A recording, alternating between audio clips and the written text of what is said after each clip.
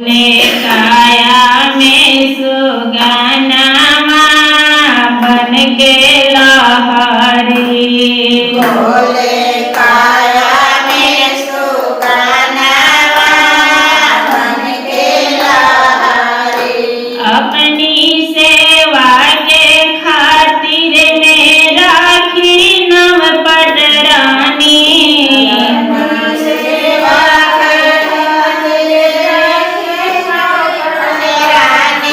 अपनी सेवा के खातिर में राखी नव पटरानी सेवा के खातिर में राखी नव पटरानी सब रानी से बात करत है आपे भरे मुखारी रानी से बात करत है आपे हरे पुकारे सब रानी से बात करत है आपे भरे मुखारी रानी से बात करत है आपे हरे पुकारे माने उन्हों के कहानवा बन के लहरी माने उन्हों के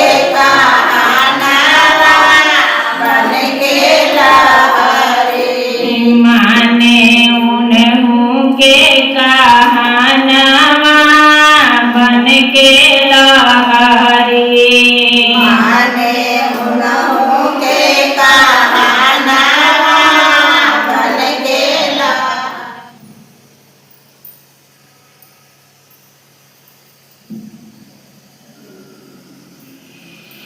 प्रेम से बोलो सदगुरुदेव की जय सदगुरु कबीर साहिब की जय आए हुए संत भक्तों की जय गुरु गोविंद की जय साहिब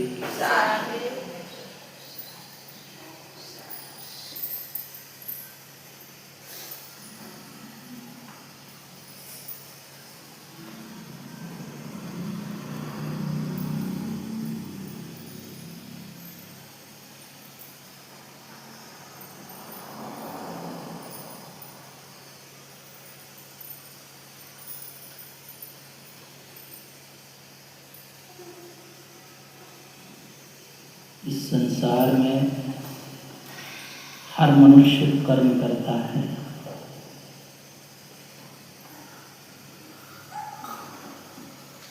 और करना भी चाहिए, क्योंकि इस जगत में जब हम जीवन पाए हैं तो कर्म बंधन ही है और कर्म फल तो भोगना ही पड़ता है।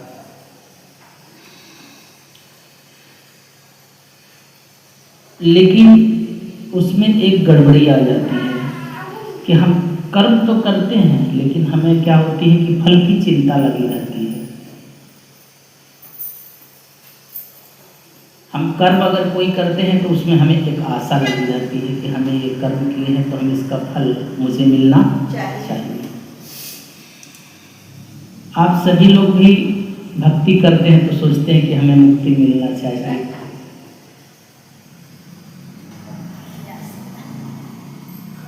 जो फल की इच्छा लोग करता है और फल की इच्छा जो फल है वो हमारे हाथ में नहीं है। कर्म करना मनुष्य के हाथ में है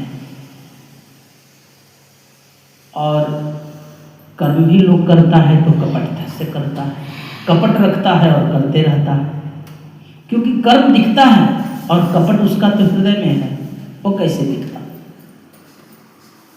हृदय में कपट छुपाए रहता है और कर्म किए जाता है। मन में द्वेष रखे रहता है, बाहर से प्रेम का प्रदर्शन करता है। मन में द्वंद्व है, ईर्ष्या है, द्वेष है, लेकिन ऊपर ऊपर से सब ऐसा बताता कि हम बहुत प्रेमी हैं, बहुत बड़े भक्त हैं। प्रेम भी इनके दो कौड़ी के होते हैं। साहब भी कहते हैं कि प्रेम न कीजिए जस खीरा में कीन। खीरा आप लोग देखते हैं, खाते भी होंगे, देखते हैं उसके मुँह पर तीता होता है और ऊपर से तो एक ही रहता है, लेकिन साहब कहते हैं प्रेम ना ऐसा कीजिए जस खीरा में कीन। ऊपर से तो मिल रहा, अंदर फाका तीन। अंदर में जब काटोगे तो 3 टुकड़े में वो बटे रहते हैं, एक नहीं रहते। वैसा ही हमारा प्रेम भी रहता है कि ऊपर ऊपर लगता है कि एकदम सभी हम कबीरपंथी यहाँ पर एक ही जैसे हैं, लेकिन इनका मिलना जुलना कुछ अलग जैसा होता है। रहन सहन भी उनका भिन्न होता है, उठने बैठने का तरीका भी अलग होता है। इसलिए हमें अपने जीवन में कर्म करना चाहिए, लेकिन फल की चिंता नहीं करनी चाहिए। और प्रेम है तो व्यक्ति को क्या करना चाहिए कि पहले अपने हृदय के हुजरा को, यानी अपने अंदर के कचरा को साफ करना चाहिए। साहब कहते हैं कि हृदय हुजरा साफ कर।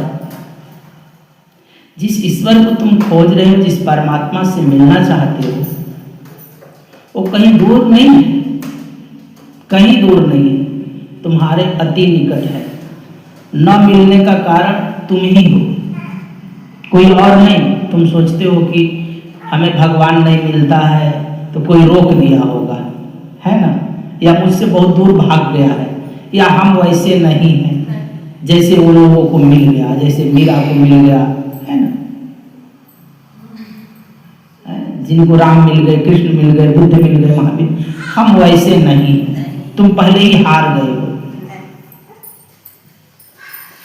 पहले ही सोच लिए हो कि नहीं, हम लोगों कहाँ कलयुग में कहाँ भगवान मिलते। ये तुम्हारे भीतर जो मेंटालिटी समा गया है ना, ये सबसे बड़ी गड़बड़ी है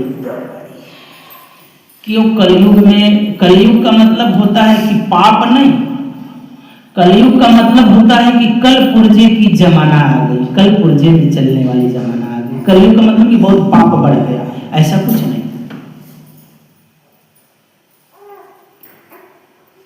सब कल पुर्जे पर चलने वाली आ गई समस्या, तो कलयुग इसको कहते हैं। अब यहाँ पर लोग समझते हैं कि कलयुग का मतलब कि बहुत कलयुग आ गई बट, यानी घोर पाप हो गया। घोर पाप नहीं हो गया। तुम्हें पाप भी नहीं समझ में आता है कि पाप किसको कहते हैं। बंद करो। अगर व्यक्ति को पाप समझ में आ जाए तो पाप करना बंद कर दे।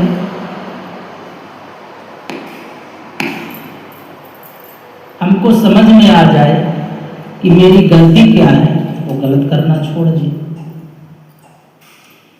तो साहब यहाँ कहते हैं कि हृदय हुजरा साफ कर। तुमको यही नहीं समझ में आता कि मेरे हृदय में हुजरा क्या है, हमारे हृदय की कचरा क्या है। अगर तुम्हारे हृदय की कचरा तुम्हें समझ में आ जाए तो तुम निकालना शुरू कर दो। और हमारे हृदय की जो कचरा है तो लोभ है, मोह है, क्रोध है, छल है, कपट है, द्वंद्व है, ईर्ष्या है, द्वेष है। तो ये भरा किसने? दूसरे ने भरा तुम्हारे भीतर कि तुमने खुद भरे हो। और जब हम खुद भरे हैं तो निकालेंगे भी तो हम ही कि दूसरा निकालेगा? निकालना भी पड़ेगा हम ही को। और निकालते ही बस बातें पूरी हो जाती। जिसके लिए तुम यहाँ आए हो वो तुम्हारे ही पास है। न वो तीर्थ में है, न व्रत में है, न उपासना में है, न तप में है, न जप में है, न नेम में है, न आचार्य में। बस इतनी सी बात, बहुत छोटी बात है। ऐसा समझ लो कि तुमको मिल ही गया, है ना? ऐसा समझ लो कि तुमको मिल गया। लेकिन मिल कब गया? जब इसको निकाल लो। जिस चीज को तुमने भरकर रखा है उसी को तुम्हें निकालने में दर्द है, किसी और को निकालने में दर्द नहीं। तुम उसको ही निकाल लो, वो मिला हुआ है। इसलिए साहब कहते हैं कि हृदय हुजरा साफ कर, हाजिर ही हजूर है। तू जिसे खोजता फिरे वो पास है न दूर है। तेरे जो अहंकार है उसी के कारण तुझसे मिलना नहीं हो रहा। तेरे अंदर अहम भाव है, गुरूर है, घमंड है, द्वंद्वता है। और तुम अपने भीतर क्षमा भरो, दया भरो, संतोष भरो, धैर्य भरो, सेवा भरो, प्रेम भरो, श्रद्धा भरो, करुणा भरो, इनको अंदर में लो, तो वो तुम्हारे ही पास है, कहीं है नहीं। ऐसा नहीं कि तुम मेरे पास आए, तुमको भगवान उठाकर मैंने दे दिया, ये लेकर जाओ, जाओ अपने घर, ऐसा नहीं। तुम्हारा मन कहाँ लगता है?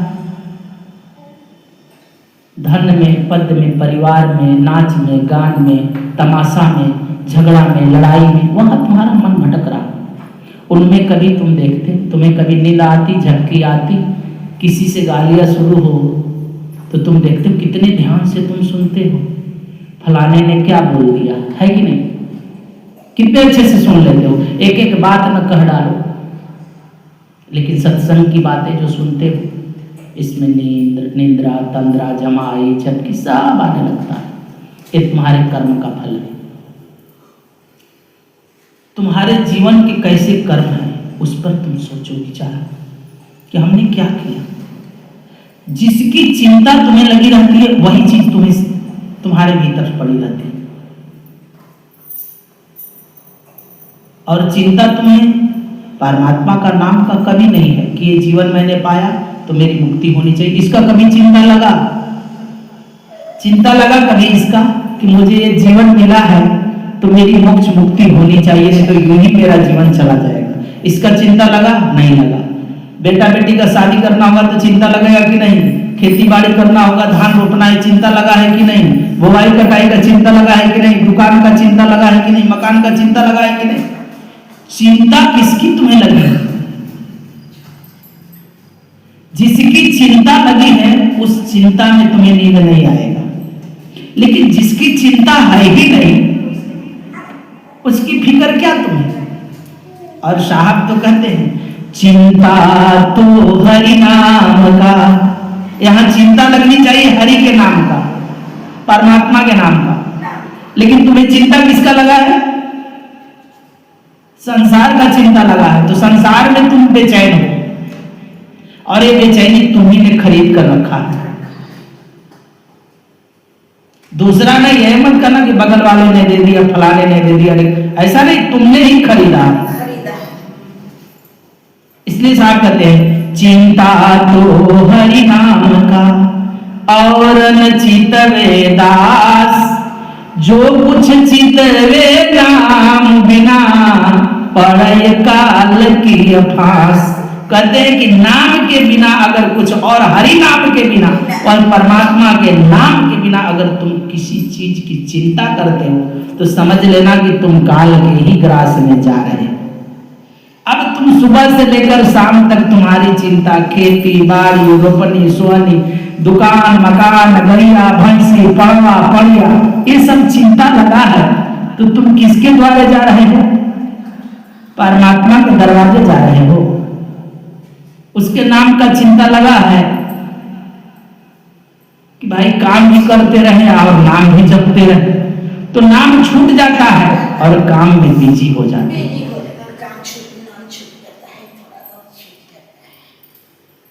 साहब तो कहते हैं कि भाई काम छोड़ने की बात नहीं कर रहे हो, वो तो कहते हैं काम करते रहो, नाम जपते रहो, वक्त जीवन का यूं ही निकल जाए। तुम रोपनी भी करने गया तो धान एक रोपे तो एक बेरिसा है, और दूसरा रोपे तो दूसरा बेरिसा है, लेकिन एक तो छूट गया, जल्दी पौधा में हो गई, पैरवा बांध डालते हो दोनों।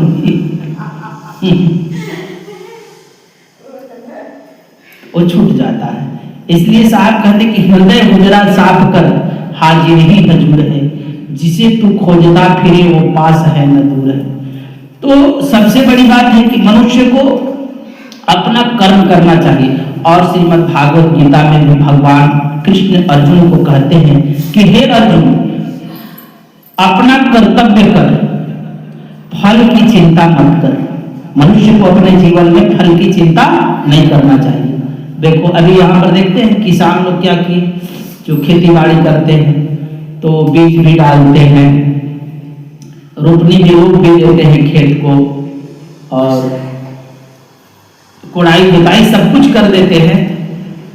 अब उसमें अन्न उगेगा कि नहीं उगेगा, कितना उगेगा, इसका क्या पता, बारिश होगी कि नहीं होगी, फल का तो कोई उनके हाथ में नहीं है, लेकिन कर्म करना उनके हाथ में है। जो कर्म तुम कर रहे हो वो तुम्हारे हाथ में है, लेकिन इसमें अन्न कितना पैदा होगा, होगा कि नहीं होगा, बारिश होगी कि नहीं होगी, ये तुम्हारे हाथ में नहीं। इसलिए अर्जुन को कहते हैं भगवान कृष्ण की हे अर्जुन, तुम अपना कर्तव्य जानकर कर्म कर, फल की चिंता मत कर। आत्मा मरती है न जन्मती है। कहते हैं कि आत्मा मरती है न जन्मती है, तू शरीर नहीं है, तू सिर्फ आत्मा है। क्योंकि आत्मा का जन्म मरण नहीं होता। कहते हैं कि आत्मा न जन्मती है न मरती है, और तू शरीर है ही नहीं, और जो कुछ यहां हो रहा है कर्म वो शरीर से ही होता है, लेकिन आत्मा की मौजूदगी में। अब आप कहते हैं कि समभाव से कर्म करो, ईश्वर को समर्पित करो। अगर जो भी कर्म करते हो तो ईश्वर के ऊपर समर्पित करो। यही योग है कि मैंने जो कुछ किया, हम भक्ति करते हैं, भगवान का सुमिरण करते हैं, ध्यान करते हैं, तो कहते हैं कि गुरु के चरणों में समर्पित सब। ईश्वर यानी गुरु, गुरु ही होता। वहां अर्जुन कृष्ण उनके गुरु होते हैं, उनको उपदेश कराते हैं अर्जुन को, और उपदेश दे रहे हैं कृष्ण भगवान, और बता रहे हैं कि तुम फल की चिंता मत कर। युद्ध के मैदान में भी कहते तू युद्ध कर। वैसे ही कहते हैं करुणाय अधिकरस्ते मां फले कदाचन, मां फलेषु कदाचन। तेरा अधिकार सिर्फ कर्म करने में है, फल में नहीं। इसलिए मनुष्य को अपना कर्म सच्चे मन से करना चाहिए। गीता कहती है तू अपना काम ईमानदारी से कर, रिजल्ट भगवान पर छोड़ दे कि इसका फल मिलेगा कि नहीं। आप आते हैं यहाँ पर, अगर कोई गड़बड़ी हो जाता है तो कहते कि रोज पूजा करने जाते थे, गड़बड़ी हो गया तो क्या जाकर फायदा, छोड़िए देखें। तो फल की चिंता नहीं करना चाहिए, बल्कि हमें भक्ति करनी है, साधन करना, सुमिरन करना प्रतिदिन, तो वो सब दिन करते रहना चाहिए। इसका परिणाम क्या होगा वो सदगुरु के ऊपर छोड़ देना चाहिए। व्यक्ति को इस टेंशन में नहीं रहना चाहिए। अब किसान अपना टेंशन रखे कि पता नहीं बारिश नहीं होगा तो मेरा लागत क्या होगा, तो बेकार का ही वो चिंता कर रहा है। जो होना होगा वो तो होगा ही। इसलिए कह रहे हैं कि तू कभी फल की चिंता मत करना, वो सीधा समर्पित कर देना पर ईश्वर को, परमात्मा के हाथों में, कि जो उसकी मर्जी। क्योंकि हमारे हाथ में क्या था, कर्म करना था। तुम्हारे हाथ में क्या है, तुम सुमिरन भजन कर सकते हो, ध्यान साधन कर सकते हो, दान धर्म कर सकते हो, लेकिन इसका फल क्या मिलेगा ये तुम्हारे हाथ में नहीं है। इसलिए हमें सच्चे कर्म करना चाहिए और प्रेम से करना चाहिए। तो ये तो भागवत गीता कहते हैं, कृष्ण भगवान ऐसे करते हैं। और कहते हैं कि मनुष्य को क्या करना चाहिए, तो निष्कर्म, समर्पण और आत्मज्ञान, ये तीन चीज की खोज होनी चाहिए। तो व्यक्ति को आत्मज्ञान कब हो जाएगा, जैसे ही तुम निष्कर्म भाव से अपना कर्म करते हो और परमात्मा के प्रति, सदगुरु के प्रति तुम समर्पित होते हो, तो अंतर में धीरे धीरे वो आत्मज्ञान हो ही जाता है व्यक्ति को। अब हम रामचरितमानस की तरफ दौड़ते हैं थोड़ी सी। तो रामचरितमानस हमें क्या सिखाता है, ये तो गीता सिखा रही है कि व्यक्ति को क्या करना चाहिए, कर्म करना चाहिए, फल की चिंता नहीं करना चाहिए। लेकिन रामायण कहता है, रामचरितमानस, मनुष्य को मर्यादा में रहनी चाहिए। किस चीज में रहना चाहिए, मर्यादा में। मर्यादा में रहो, सत्य बोलो, धर्म निभाओ, राम जैसा बेटा होना चाहिए, राम जैसा बेटा बनो, सीता जैसी पत्नी बनो, भरत जैसा भाई बनो, और हनुमान जी जैसा सेवक बनना चाहिए। ये रामायण कहता है। कैसा होना चाहिए, राम जैसा पुत्र होना चाहिए, भरत जैसा भाई होना चाहिए, सीता जैसी पत्नी होना चाहिए, और हनुमान जी जैसा सेवक बनना चाहिए। तब हमारा मर्यादा और रिश्ता निभाए जाएगी। कहते हैं कि राम का ही नाम भवसागर पार करने का नाम है। कहते हैं कि राम नाम सुमिरत सब दुख बिनसे। कहते हैं कि ऐसे राम नाम का सुमिरने से सब दुख मिट जाता है। यानी राम का नाम लेने से ही समस्त दुखों का नाश होता है। लेकिन ऐसा बनो तब, अगर ऐसा ना बनो तो, अगर आपके घर में लड़ाई झगड़ा हो जाए, मतलब घर में कोई झगड़ा हुआ और आप गुस्से में आकर 2 थप्पड़ मार दे, तो ये राम जैसा काम हुआ कि रावण जैसा? हाँ? ये राम वाला काम हुआ कि रावण वाला काम हुआ? अंत घर में झगड़ा हो गया और कोई गुस्से में आया 2 झापड़ मार दे, तो ये राम का काम हो गया ना। तो जितने हिंदू हैं ये राम को मानते हैं, राम जैसा मर्यादा पालन करते हैं कि नहीं करते हैं? कहते हैं कि मर्यादा में रहना चाहिए। अगर तुम राम भक्त हो तो राम के जैसा बनो, तो मर्यादा में रहो, तो घर में कोई झगड़ा नहीं होगा। तो अगर 2 थप्पड़ मार दिए तो रावण का गुण आ गया। पर आप चुप रहे और प्रेम से समझाया तो मान लो कि राम का रास्ता अपना लिया। गुस्से में नहीं आए, झगड़ा नहीं किए, प्रेम से समझा दिए उसकी बातों को, तो कहते हैं कि तब तो राम राज्य ला सकते हो। अगर उसका जवाब उलट कर दे रहे हो थप्पड़ से, तो ये रावण राज ला रहे हो, राम राज नहीं। यहाँ राम राज लाने के लिए सब तलवार भालम भल्ला सब निकालते हैं। ये राम राज ला रहे हैं कि रावण राज ला रहे हैं? हाँ, राम राज ला रहे हैं कि रावण राज? तो वही कह रहे हैं कि कौन सा राज ला रहे हैं? कहते हैं कि मर्यादा निभाया, नतीजा ये निकल जाएगा कि रिश्ता बच जाएगा, झगड़ा लड़ाई नहीं हुआ, रिश्ता बच गया, मन में शांति भी आ गई। लेकिन 2 थप्पड़ मार देने पर रावण राज आ गया, अशांति फैल गई। तो कहते हैं कि राम का नाम तो लो लेकिन मर्यादा में रहो, सेवा करो, भक्ति करो, तभी तुम कह सकते हो कि हम राम राज ला सकते हैं। और इसलिए वो स्वामी जी भी लिखते हैं कि कलयुग केवल नाम आधारा, सुमिरी सुमिरी नर उतरहु पारा। वो भी कहते हैं कि नाम ही आधार है। अब कौन सा नाम, वो बातें नहीं बता रहे हैं। अब रामायण की बात होगी तो राम ही नाम होगा। राम की बात तो सदगुरु कबीर साहब भी कहते हैं, लेकिन वो दशरथ का राम का नाम नहीं बात कर रहे हैं। और वो भी राम मर्यादा की जो बातें हो रही है वही अंतर की राम की बातें हो रही है। मर्यादा में रहने का बात ही वही आ गई, अंतर राम। राम तो उनका एक शरीर का नाम था, लेकिन जैसे ही मर्यादा की बात आती वो अंतर राम तक वो बातें पहुंचती है, जो मर्यादा में होने की बात हो रही कि तुम्हें क्रोध नहीं करना चाहिए, प्रेम से समझना, आ गई वही बातें आ जाती है अगर ठीक से समझोगे तो साहब कहते हैं, और कबीर साहब तो कहते हैं कि व्यक्ति को सत्य सब बोलना चाहिए, यानी सत्य पर चलना चाहिए। कबीर साहब क्या कहते हैं कि सत्य पर ही व्यक्ति को चलना चाहिए, बाहर मत भटको। कहते हैं कि बाहर तुम मत भटको,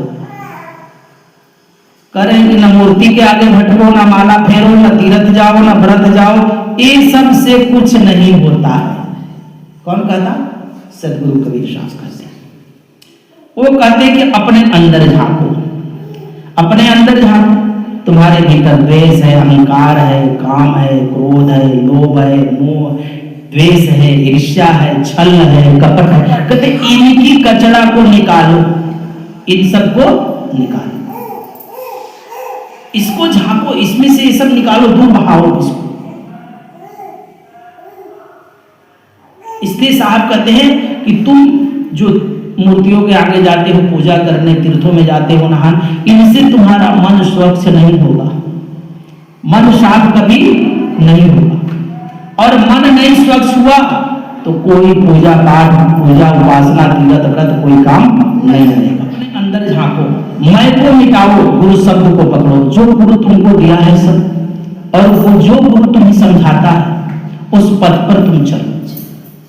अपने भीतर जाओ, अपने मन की मलिनता को दूर हटाओ। इसलिए तो कहा कि हृदय हुजरा साफ कर। हुजरा मतलब अपने अंदर की गंदगी।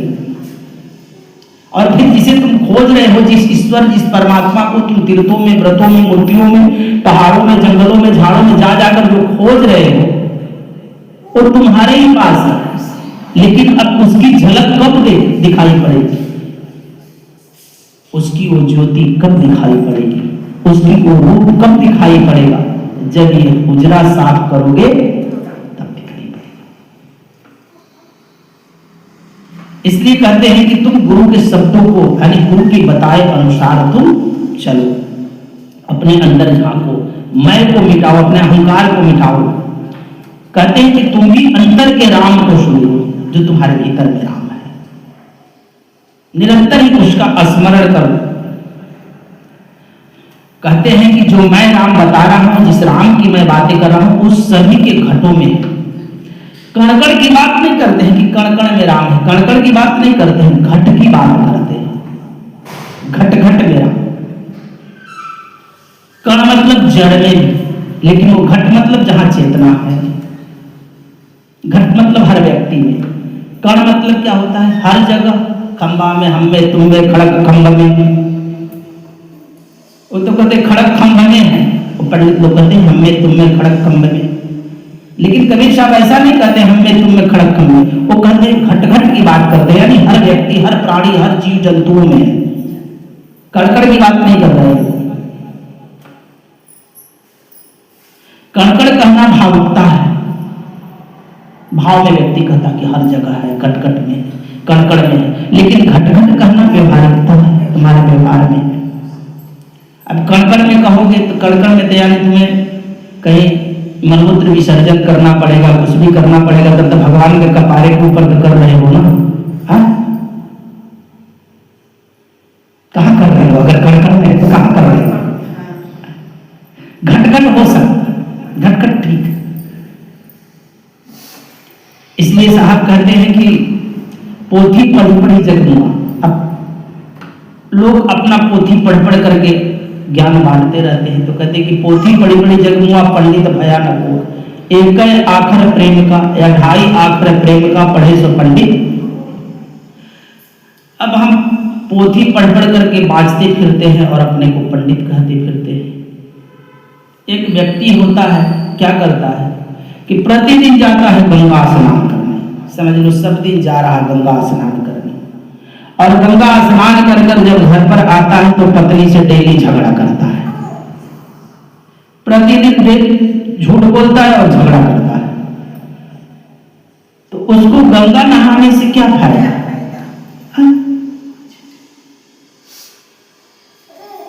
मन की गंगा में स्नान करो तो सारी द्वंद्वता मिट जाएगी। बाहर की गंगा और बाहर के कुंभ में जाकर नहाने से तुम्हारी द्वंद्वता नहीं मिटेगी। भीतर की गंगा में स्नान करो, मन की गंगा में स्नान करने की बात हो रही है।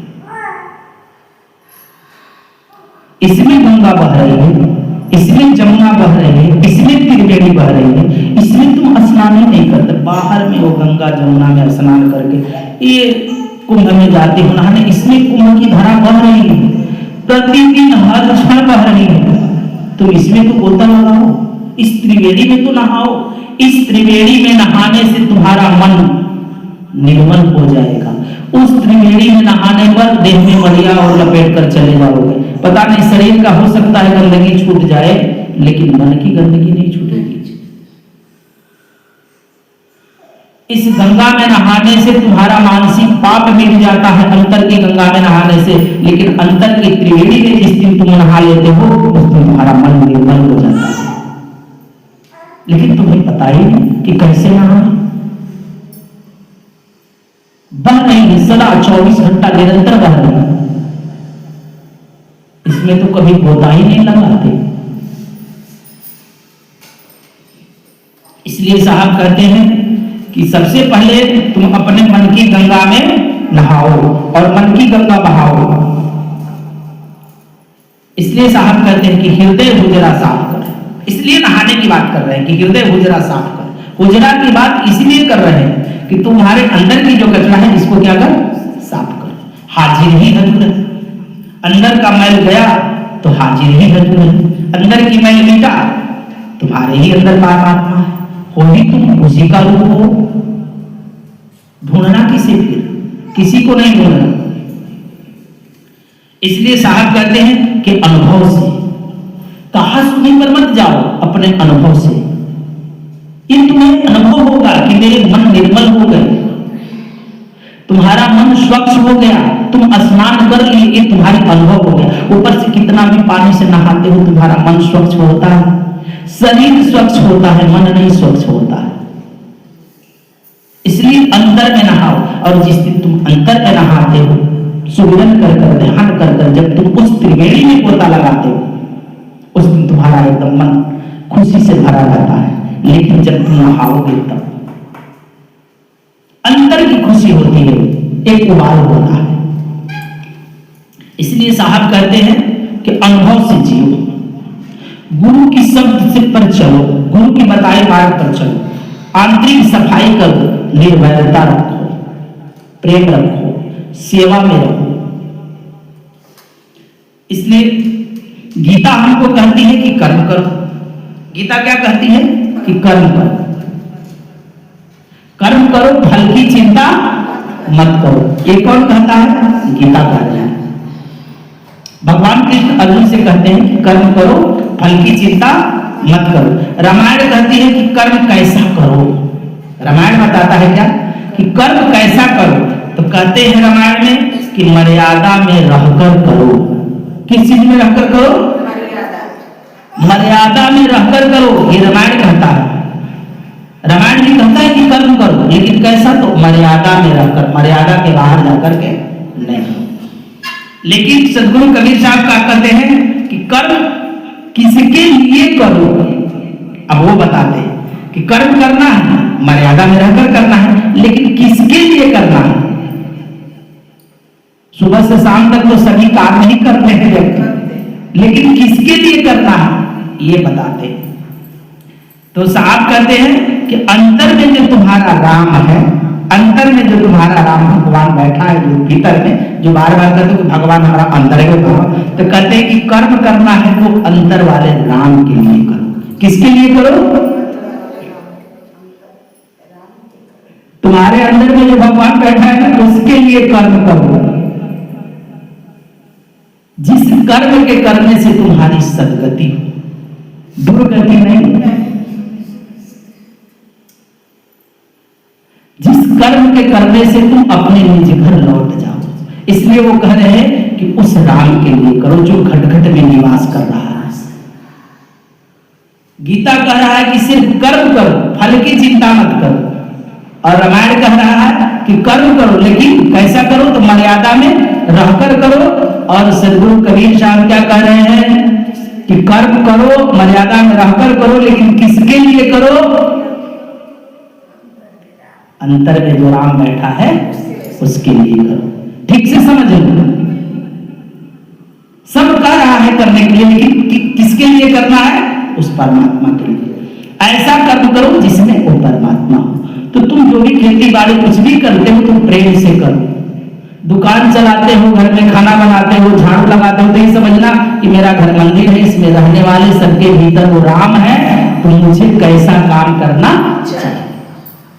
भोजन बना रहे हैं तो सभी के लिए बना रहे हैं, तो सबके भीतर भगवान है, तो हम भगवान के लिए बना रहे हैं, तो कितना प्रेम से बनाए, ये सोचना चाहिए कि कितनी स्वच्छता से बनाए, कितनी सफाई से बनाए। नहीं, भोजन बना रहे हैं, मोबाइल देख रहे हैं, सब्जी जल गया, नमक भुला गया, ये क्या है? तो किसके लिए बना रहे थे?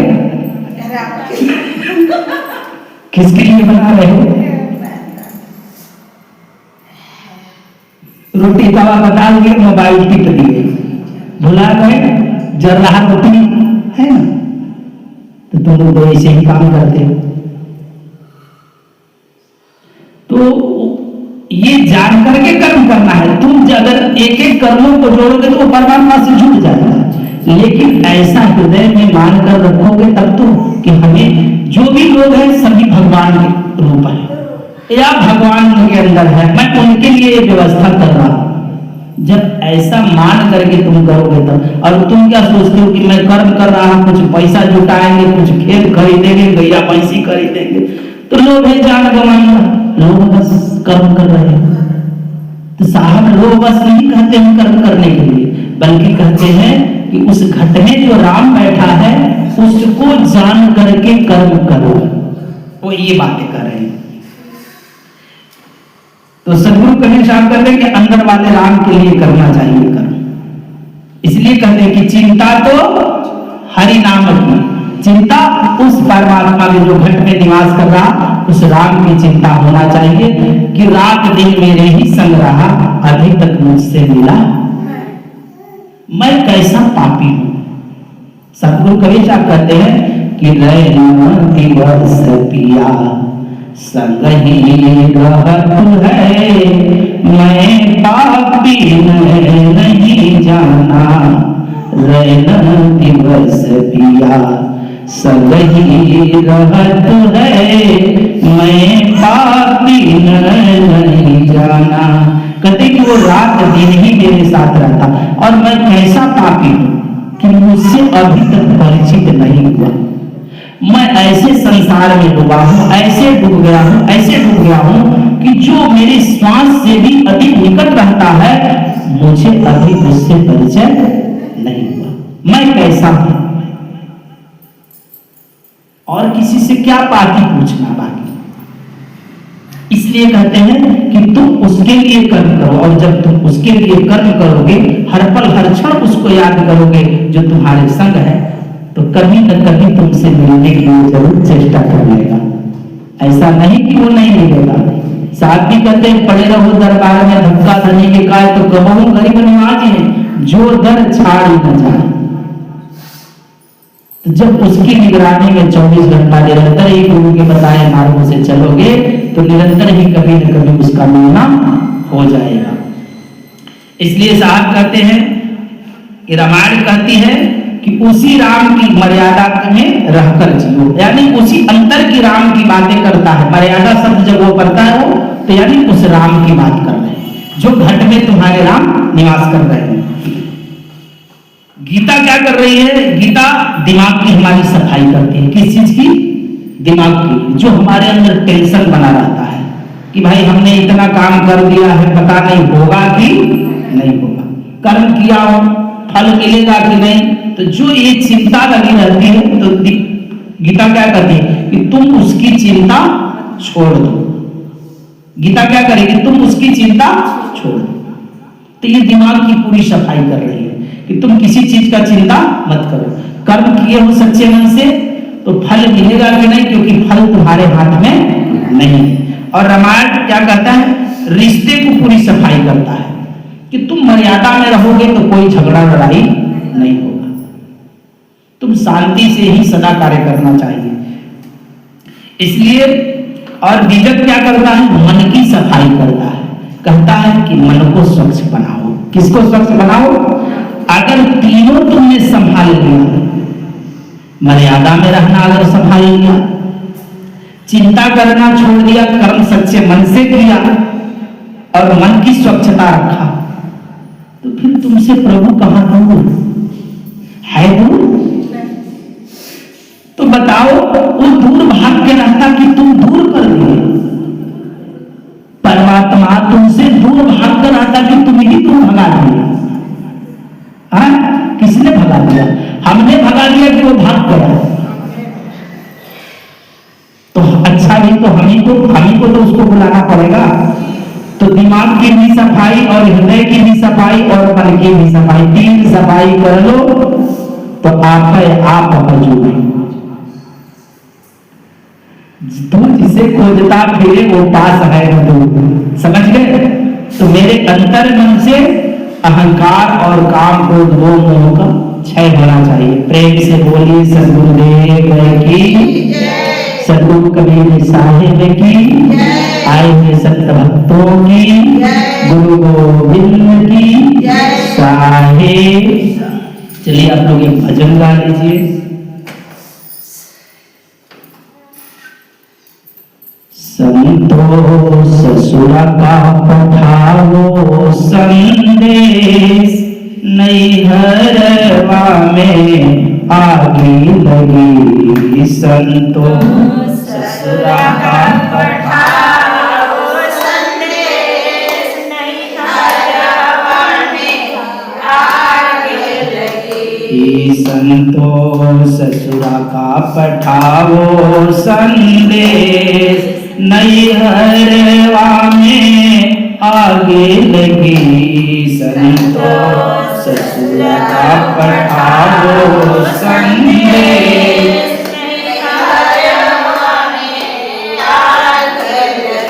नाव मर गए बारी मर गए मिट गए आवाजाही। नाव मर गए बारी मर गए मिट गए आवाजाही। नाव मर गए बारी मर गए मिट गए आवाजाही। नाव मर गए बारी मर गए मिट गए आवाजाही। राड पड़ोसी ने उन्हों मर गए, राड पड़ोसी ने राड पड़ोसी ने उन्हों मर गए, राड पड़ोसी ने कोई मोर बगिया चलाई। संतो ससुरा का पठाओ संदेश, नैहरवा में आगे लगी। संतो ससुरा का पठाओ संदेश, नैहरवा में आगे लगी। संतो ससुरा का पठाओ संदेश, नैहरवा में आगे लगी। संतो ससुरा का पठाओ संदेश, नैहरवा में आगे लगी। दाई मर गए बाबा मर गए, दाई मर गए बाबा मर गए, जिन मोर लगन धराई। दाई मर गए बाबा मर गए, जिन मोर लगन धराई। दाई मर गए बाबा मर गए, जिन मोर लगन धराई। दाई मर गए बाबा मर गए, जिन मोर लगन धराई। बेदी पर के पंडित मर गए, बेदी पर के पंडित मर गए। बेदी पर के पंडित मर गए, बेदी पर के पंडित मर गए। जिन मोर ब्याह कराई। संतो ससुरा का पठाओ संदेश, नैहरवा में आगे लगी। संतो ससुरा का पठाओ संदेश, नैहरवा में आगे लगी।